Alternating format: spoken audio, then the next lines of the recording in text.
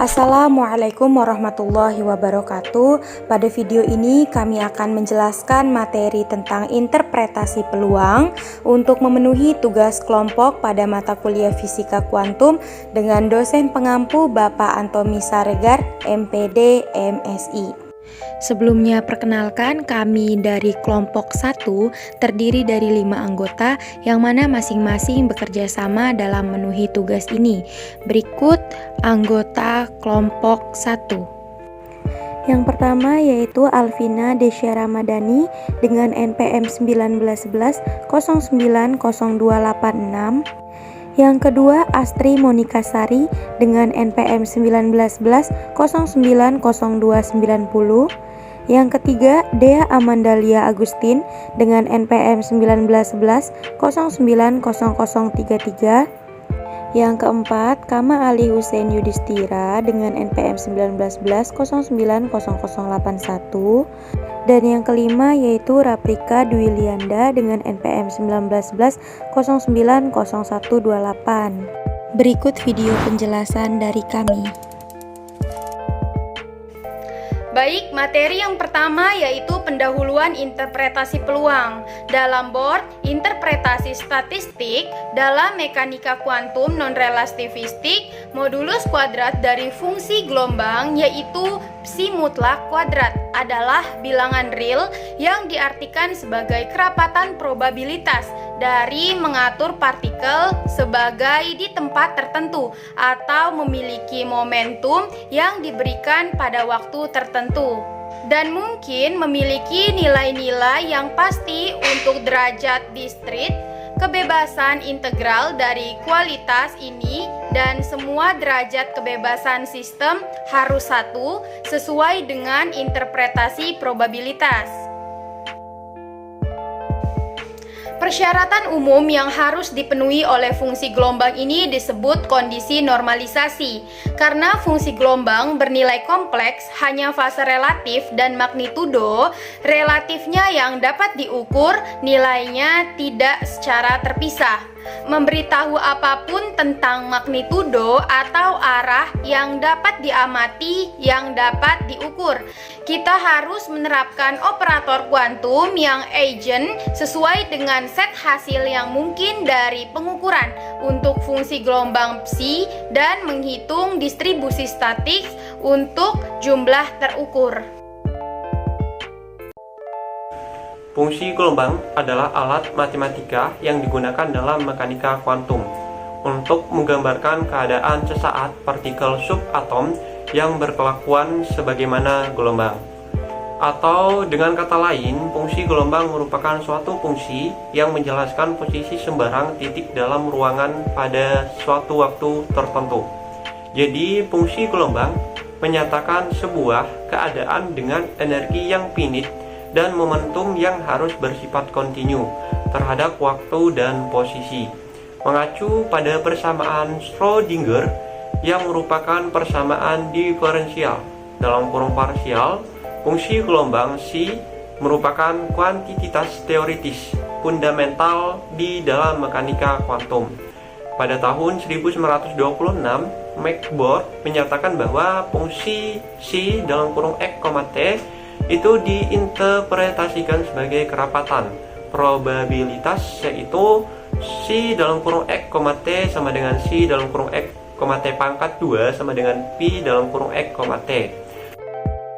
Secara lebih spesifik, fungsi yaitu adalah p dalam kurung x, t dpi sama dengan psi dalam kurung x, t pangkat 2 dpi, menyatakan kemungkinan untuk mendapatkan partikel yang dideskripsikan oleh psi dalam kurung x, t berada dalam elemen volume dp di sekitar posisi x pada saat t.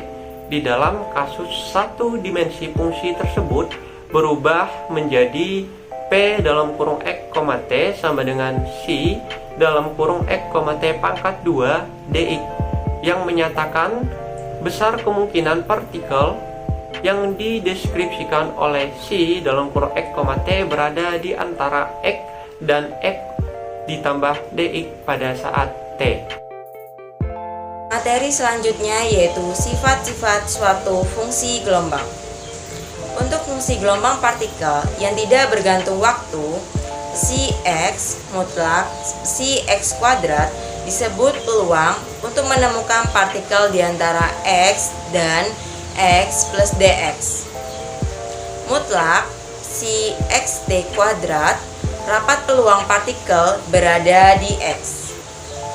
Total peluang untuk menemukan partikel itu di sepanjang sumbu x adalah integral dari tahingga sampai min tahingga psi dikali x psi x dx sama dengan integral tahingga sampai min tahingga mutlak psi x kuadrat dx.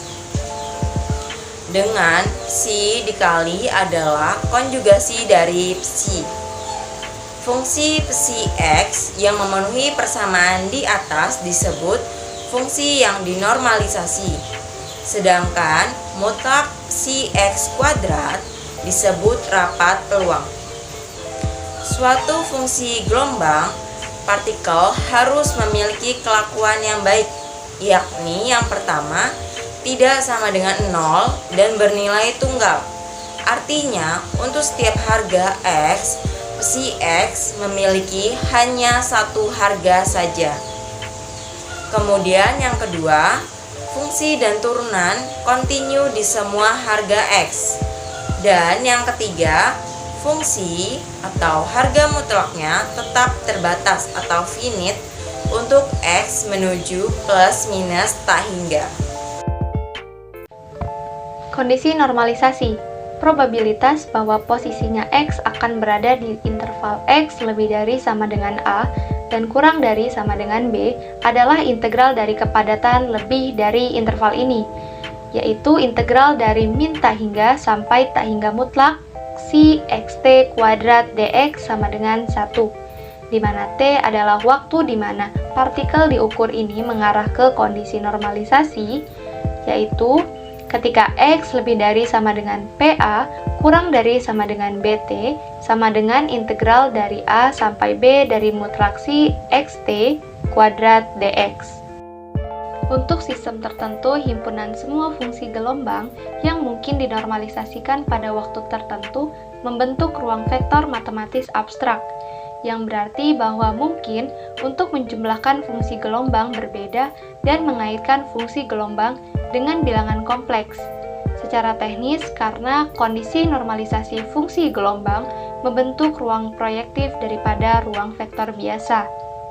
Ruang vektor ini berdimensi tak hingga, karena tidak ada himpunan berhingga fungsi yang dapat dijumlahkan dalam berbagai kombinasi untuk membuat setiap fungsi yang mungkin. Juga, itu adalah ruang Hilbert, karena produk dalam dua fungsi gelombang, yaitu pada Si1 dan Si2, dapat didefinisikan sebagai jumlah kompleks pada waktu T, yaitu pada Si1 dikali Si2 sama dengan integral dari min tak hingga sampai tak hingga Si1 xt bintang Si2 xt dx. Meskipun produk dalam dua fungsi gelombang adalah bilangan kompleks, produk dalam dari fungsi gelombang Si dengan dirinya sendiri, yaitu fungsi gelombang Si, Si, sama dengan nilai mutlak dari Si kuadrat, selalu bilangan real positif. Jumlah nilai mutlak dari Si disebut norma dari fungsi gelombang Si. Jika fungsi gelombang Si, Si sama dengan 1, maka fungsi gelombang Si dinormalkan. Dan jika fungsi gelombang Si tidak dinormalisasi, kemudian membaginya dengan norma yang memberikan fungsi normal, yaitu Si dibagi nilai mutlak dari Si. Dua fungsi gelombang Si1 dan Si2 adalah ortogonal jika fungsi gelombang Si1, Si2 sama dengan 0. Jika mereka dinormalisasi dan ortogonal, maka mereka dinamakan ortonormal. Ortogonalitas fungsi gelombang bukanlah kondisi yang diperlukan yang harus dipenuhi oleh fungsi gelombang, tetapi instruktif untuk dipertimbangkan karena ini menjamin independensi linear dari fungsi-fungsi. Fungsi gelombang Si sama dengan sigma dari fungsi AN dikali Cn dengan nilai n, di mana AN sama dengan Cn, Si dibagi Cn, Cn. Jika fungsi gelombang si n adalah non-ortogonal, koefisien akan kurang sederhana untuk mendapatkannya. Sekian hasil penjelasan dari kami, semoga bermanfaat. Terima kasih. Wassalamualaikum warahmatullahi wabarakatuh.